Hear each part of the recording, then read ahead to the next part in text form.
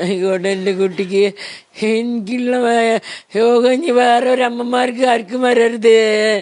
അത് ദീപക് കുറച്ച് ദിവസത്തേക്കെങ്കിലും ഈ പേര് പെട്ടെന്നൊന്നും ആരും അങ്ങനെ മറന്നു കളയുമെന്ന് എനിക്ക് തോന്നുന്നില്ല. ഒരു പാവം മനുഷ്യൻ, ആകെ ഒരു തെറ്റേ പുള്ളി ചെയ്തുള്ളൂ. പ്രൈവറ്റ് ബസ്സിൽ ഒന്ന് യാത്ര ചെയ്തു. ഒരു സുന്ദര കില്ലാടിയായിട്ടുള്ള പുന്നാരമോള് പുള്ളിയുടെ ആ യാത്രയെ വളരെ മോശമായിട്ട് ചിത്രീകരിച്ചു. അവളുടെ റീച്ചിന് വേണ്ടി. ഇപ്പം നല്ല റീച്ചുണ്ട്, അവൾക്ക് നല്ല റീച്ചുണ്ട്. നാട്ടുകാർ അവളുടെ ആരെങ്കിലുമൊക്കെ ഉണ്ടോ ഇവിടെ? നിങ്ങൾക്ക് ഈ മോളെ പറ്റി എന്തെങ്കിലും പറയാനുണ്ടോ? എന്നുവെച്ചോ പഞ്ചായത്ത് മെമ്പറോ എന്തൊക്കെയോ തേങ്ങയായിരുന്നു അവള്.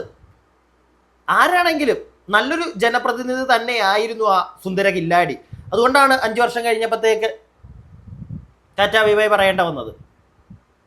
പിന്നെ സുന്ദര കില്ലാടിയായിട്ടുള്ള ആ മോളെ പറ്റി ഇനി കൂടുതലൊന്നും പറയാനില്ല. ഓൾറെഡി ഞാൻ കഴിഞ്ഞ വീഡിയോകളിൽ പറഞ്ഞു കഴിഞ്ഞതാണ്.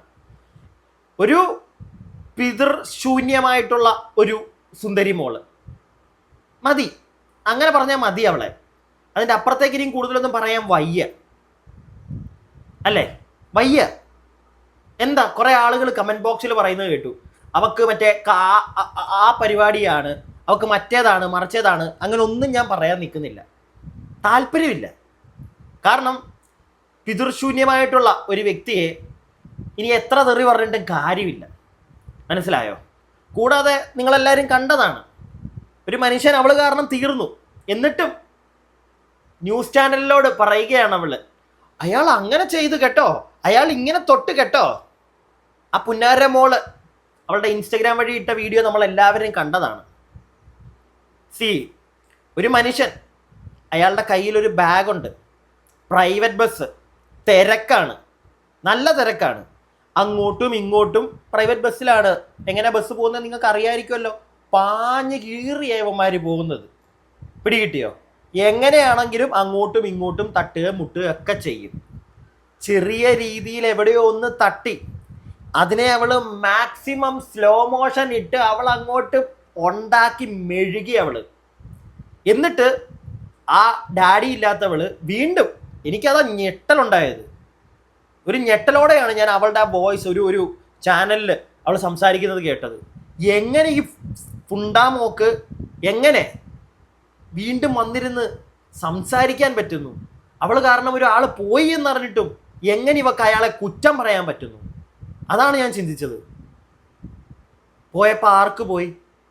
ആ പാവം മനുഷ്യൻ്റെ അച്ഛനും അമ്മയ്ക്കും പോയി. നല്ല പ്രായമുള്ള 2 വ്യക്തികളാണ്. അവർക്ക് വേറെ ജോലിയോ ഇനിയിപ്പോൾ ഒരു ജോലി എടുക്കാനും പറ്റത്തില്ല, അവരുടെ പ്രായം അത്രയ്ക്കുണ്ടേ. ആ അച്ഛൻ കുറച്ച് കാര്യങ്ങൾ പുള്ളി പറയുന്നത് ഞാൻ കേട്ടു, ശ്രദ്ധിച്ചു. കൂടാതെ ഈ ദീപകിൻ്റെ ഒരു ബന്ധു, അദ്ദേഹവും കുറച്ച് കാര്യങ്ങൾ പറയുന്നത് കേട്ടു. ദീപകിൻ്റെ ബന്ധു പറയുന്നത്, അവർ താമസിക്കുന്ന ആ നാട്ടിൽ ആരോട് വേണമെങ്കിലും നിങ്ങൾ അന്വേഷിച്ച് നോക്ക്, ഇച്ചിപ്പോ എന്നൊരു വർത്താനം ഒരിക്കലും ദീപകിനെ പറ്റി ഒരാളും പറയില്ല എന്നാണ് പറയുന്നത്. സത്യം പറഞ്ഞാൽ അതൊക്കെ ആ പുള്ളി എത്രത്തോളം നല്ലൊരു മനുഷ്യനാണെന്നാണ് തെളിയിക്കുന്നത്, മനസ്സിലായില്ലേ? കാരണം ഇന്ന് ഒരു വ്യക്തിയെ പറ്റി ഒരിക്കലും നാട്ടുകാരങ്ങനെ അത്ര നല്ലതൊന്നും പറയാൻ സാധ്യതയില്ല. പക്ഷെ ദീപകിൻ്റെ കേസിൽ അങ്ങനെ അല്ല, പിടികിട്ടിയോ? ആളുകളെല്ലാവരും നല്ലത് മാത്രമേ, സ്ത്രീകൾ ഉൾപ്പെടെ ആ വ്യക്തിയെ പറ്റി നല്ലത് മാത്രമേ പറയുന്നുള്ളൂ. ഈ ബസ്സിൽ വെച്ച് അവക്ക് മറ്റേ ഉണ്ടായെന്ന് പറയുന്നുണ്ടല്ലോ, ചോക്കേട്, പുള്ളിയുടെ ഭാഗത്ത് നിന്ന് ഉണ്ടായി എന്ന് അവൾ പറയുന്ന ചോക്കേട് അല്ല, പുള്ളിക്ക് അവൾ എന്നിട്ട് മറ്റേ സൈക്കോളജി പരമായിട്ട് അവൾ എന്തൊക്കെയോ മറ്റടുത്ത വർത്താനം അടിക്കുന്ന കേട്ടായിരുന്നു. അത്രയും പ്രശ്നങ്ങളുള്ള ഒരു വ്യക്തിയായിരുന്നെങ്കിൽ അയാളുടെ നാട്ടിലുള്ള ഏതെങ്കിലും ഒരു സ്ത്രീ അയാളെ നാട്ടിൽ വിടൂ. പുള്ളിയുടെ സോഷ്യൽ മീഡിയയിലുള്ളയോ എവിടെയെങ്കിലുമുള്ള ഏതെങ്കിലും ഒരു സ്ത്രീ പുള്ളിക്കെതിരെ എന്തെങ്കിലും പറയത്തില്ലേ? ഇപ്പോഴത്തേക്ക് രംഗത്ത് വന്നേനെ. പക്ഷെ ഒരാൾ പോലും ഇച്ചിപ്പോ എന്നൊരു വർത്താനം ആ മനുഷ്യനെ പറ്റി പറയുന്നില്ല.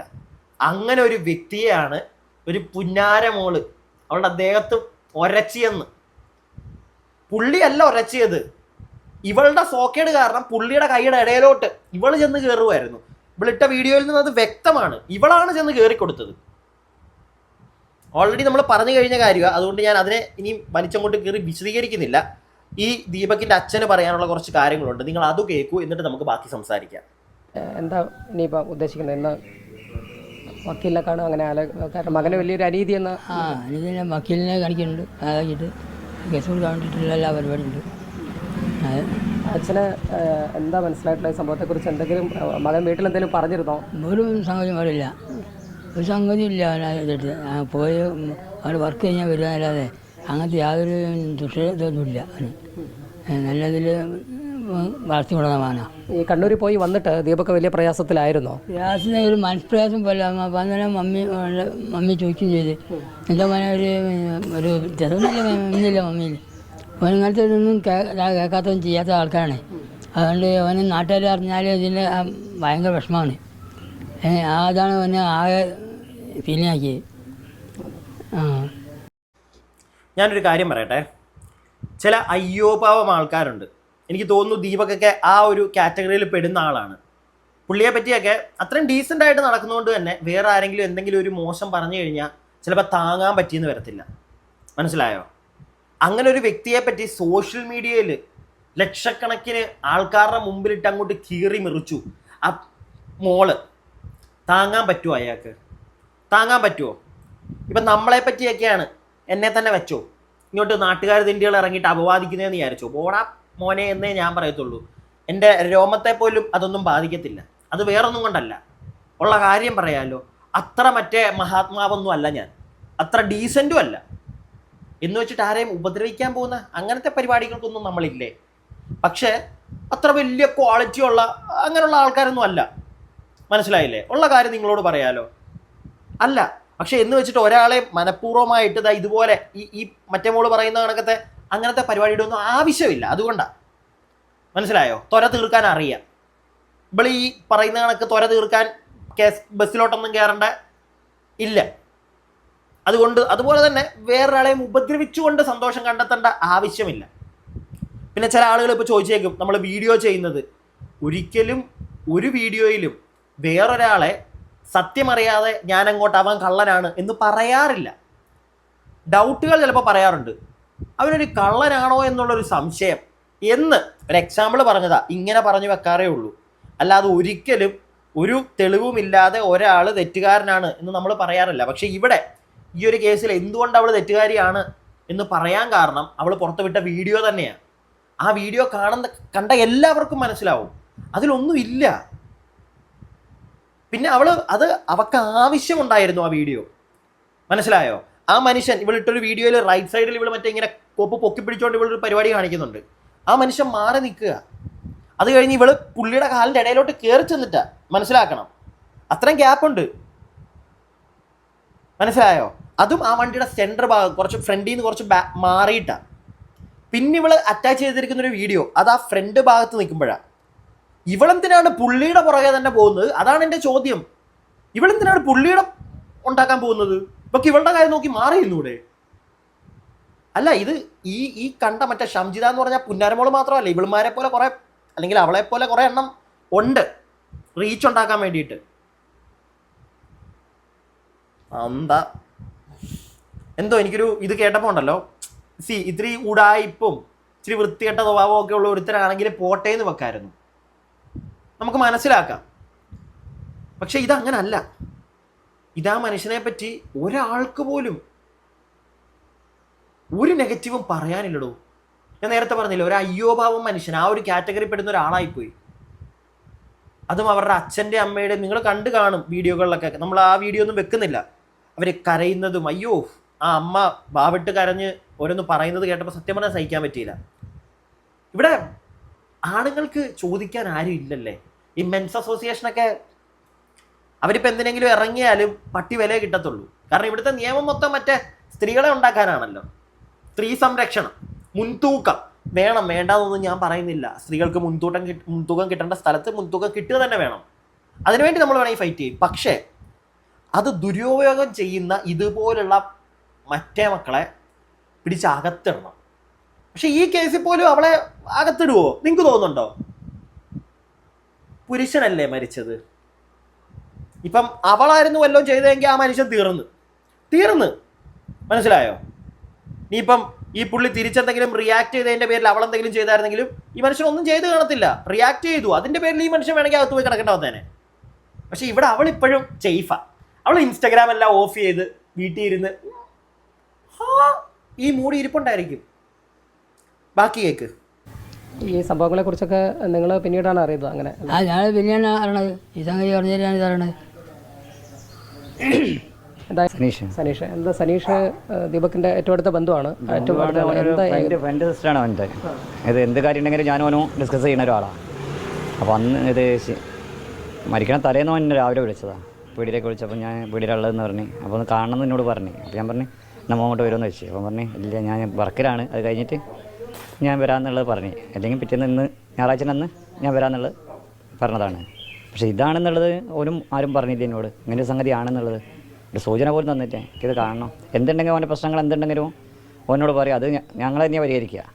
ഞാൻ എന്നോട് പറയണേ പാപ്പനോട് പറയും, അപ്പം ഇന്ന രീതി അവൻ പറയണത് തന്നെ ഞങ്ങളത് തീരുമാനിക്കില്ല ചെയ്യല്. വേറെ ആരെയും ഇതാക്കില്ല. ഇതിപ്പോൾ ഇങ്ങനെയൊരു വലിയൊരു അനീതിയായി സംഭവിച്ചു. അതുകൊണ്ട് നിയമപരമായിട്ട് തന്നെയാണ് പോണത്. നമ്മളിപ്പോൾ രാവിലെ ഇപ്പോൾ ഇങ്ങോട്ട് വരാൻ നിങ്ങൾ പറഞ്ഞിരുന്നില്ല, രാവിലെ തന്നെ വക്കീലിനെ കാണാൻ പോകുന്നു എന്ന് പറഞ്ഞുകൊണ്ടാണ് ഇപ്പോൾ തയ്യാറാക്കി വെക്കാമെന്ന് പറയണേ. ഇവൻ്റെ കാര്യങ്ങളൊക്കെ നടത്തിയ വക്കീൽ തന്നെയാണ്. അപ്പോൾ ആ വക്കീൽ തയ്യാറാക്കി വെക്കാമെന്ന് പറയണേ. അതായത് ഈ ഇങ്ങനെ ഒരു മാനനഷ്ടത്തിന് കേസ് കൊടുക്കുന്ന കാര്യം ദീപക് ആലോചിച്ചിരുന്നോ? ശരിക്കും അങ്ങനെ ചില സുഹൃത്തുക്കൾ പറയുന്നുണ്ടായിരുന്നു. കാരണം ഇങ്ങനെ ഒരു സമൂഹമാധ്യമം അവൻ്റെ ഒരു ഫ്രണ്ടിനോട് പറഞ്ഞു ഇങ്ങനെ ഒരു സംഗതി. അപ്പോൾ ഓനതിനെ ഈ പ്രശ്നം ആക്കണ്ടെന്നുള്ളത് ഇവൻ്റെ മുരാളിയും പറഞ്ഞു ഇവനോട്. അത് ഞങ്ങൾക്ക് വേണമെന്നുണ്ടെങ്കിൽ കേസ് കൊണ്ട് നമുക്ക് ക്ലിയർ ആക്കാമെന്ന് പറഞ്ഞതാണ്. പക്ഷേ അവന് ഒരാൾക്കാർ അറിഞ്ഞാൽ അവന് മോശത്തരം എന്നുള്ള ആ ഒരു കാഴ്ചപ്പാടിൽ ജീവിക്കുന്ന ഒരാളാണ്. അവൻ അങ്ങനെ ഒരു പരിപാടിക്ക് അവൻ പോകില്ല. ഒന്നിലേക്കില്ലാത്തതാണ്. അതാണ് അവൻ അത്ര ഇങ്ങനെ വരാൻ കാരണം. അല്ലെങ്കിൽ ഇങ്ങനെ ഈ കുട്ടി ഇത്ര വയസ്സിലെ കുട്ടിയെ ചെയ്യൂല. അങ്ങനെ ഞങ്ങളെ വളർത്തണം മോനെ. മമ്മീനും പപ്പയും കഴിഞ്ഞിട്ട് അത്ര ഇതാ എന്തുണ്ടെങ്കിലും തുറന്ന് പറഞ്ഞ് ഇതാക്കണ ആളാണ്. അതിന് ഇങ്ങനത്തെ ഇതിന് കേട്ടപ്പം ഒരു ബിസിനസ് ഇതിനുള്ള ആളല്ലേ. അതിന് ആൾക്കാരെ കൂടെ പോകുമ്പം ആൾക്കാർ കേട്ടാലും മാനക്കടല്ലേ. അതിൻ്റെ അതിന് നല്ല എന്ത് ചാക്ക് സ്ത്രീക്ക് കുട്ടിക്ക് എന്തെങ്കിലും കൊടുക്കണം. അതായിട്ട് അത് ഇങ്ങനെ വേറെ ഈ കുട്ടിയെ കിട്ടിയവർ വേറെ ആൾക്ക് ഇങ്ങനെ വരാൻ പാടില്ല. എന്തായാലും അതിലൊരു നീതി കിട്ടാൻ വേണ്ടിയുള്ള പോരാട്ടത്തിലാണ് തീർച്ചയായിട്ടും. അതിനിപ്പോൾ ഒരു മാറ്റം അതിനൊക്കെ ഞങ്ങൾ കാണിക്കില്ല. എന്താ കാരണം വെച്ചിട്ടുണ്ടെങ്കിൽ അങ്ങനത്തെ ഒരു ഇതാണ്, അങ്ങനത്തെ ഒരു മരണമാണ്. ഓനൊരാളെ നേരൊക്കെ ഒന്നിലേക്കൊന്നും പോലുമില്ല, ഒരു വെള്ളടിയോ കാര്യങ്ങളോ ഒന്നുമില്ല അവൻ്റെ അടുത്ത്, ഒരു ദുശീലവും ഇല്ല. ഓനെ പറ്റി ഏരിയ മുഴുവൻ ചോദിച്ചാൽ ആരും പറഞ്ഞു തരുമോ? ദീപകിൻ്റെ ബന്ധുവാണ് ആ പറയുന്നത്. ആ ഏരിയയിൽ വീടിൻ്റെ പരിസരത്ത് തന്നെ അന്വേഷിച്ചാൽ മതി, അത്രയും ഡീസൻ്റ് ആയിട്ടുള്ളൊരു വ്യക്തി വേറെ കാണത്തില്ല. വെള്ളമടിയില്ല, ഒരു പരിപാടിയില്ല. വെള്ളമടിക്കുന്നവരെല്ലാവരും ഡീസൻ്റ് അല്ല എന്നല്ല അതിൻ്റെ ഒരു പൊരുള്. പക്ഷെ എന്നാലും പറയുകയാണ് അവർ.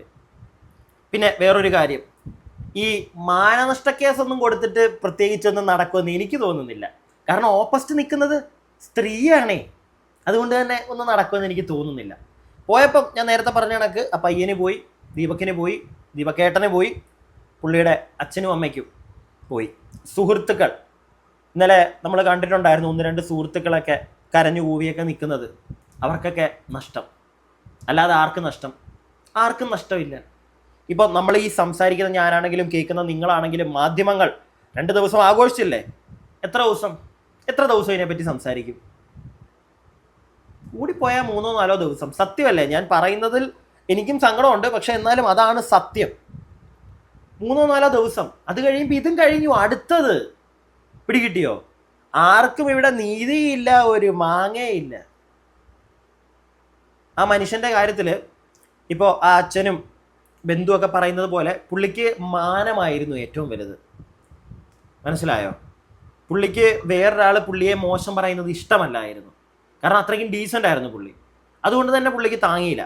ഒരുപാട് ആളുകൾ കമൻറ്റ് ബോക്സിൽ പറയുന്നത് കേട്ടു, ഏറ്റവും വലുത് മാനമല്ലേ, അതുകൊണ്ടാണ് അവൻ. ഞാനൊരു കാര്യം പറയട്ടെ, മാനമൊക്കെ തന്നെയാണ് വലുത്. പക്ഷെ അതിൻ്റെ ഒപ്പം തന്നെ വലിയതായിട്ട് വേറൊരു കാര്യമുണ്ട്, പണം. മനസ്സിലായോ? ആ പണം പുള്ളിക്ക് ആവശ്യത്തിനുണ്ടായിരുന്നെങ്കിൽ പുള്ളി ചിലപ്പം ആ പാവ മനുഷ്യൻ ഈ ബസ്സിൽ തൂങ്ങിപ്പോകുന്നതിന് പകരം ചിലപ്പോൾ ഏതെങ്കിലും ഒരു ഓട്ടോയോ ടാക്സിയോ അല്ലെങ്കിൽ സ്വന്തം വണ്ടിയിലോ പോയേനെ. അല്ല, ഇന്നൊക്കെ നമുക്കത് വേണം.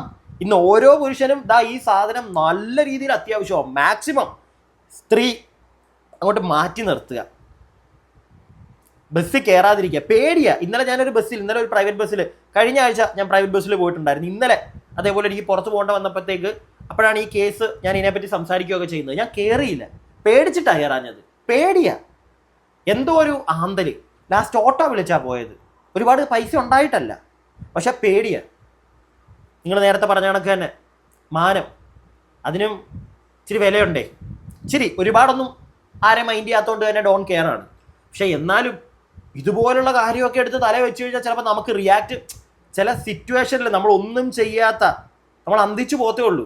ഇല്ലെങ്കിൽ ചിലപ്പോൾ നമ്മൾ റിയാക്ട് ചെയ്ത് കഴിഞ്ഞാൽ അത് ചിലപ്പം നോർമൽ റിയാക്ഷൻ ആയിരിക്കത്തില്ല, അടിച്ച് കവാല പൊളിക്കുന്ന പരിപാടിയായിരിക്കും. എന്നാലും നമ്മളകത്ത് പോയി കിടക്കണേ, നമ്മളകത്ത് പോയി കിടക്കേണ്ടി വരും. കാരണം അപ്പുറം നിൽക്കുന്ന സ്ത്രീയാണ്.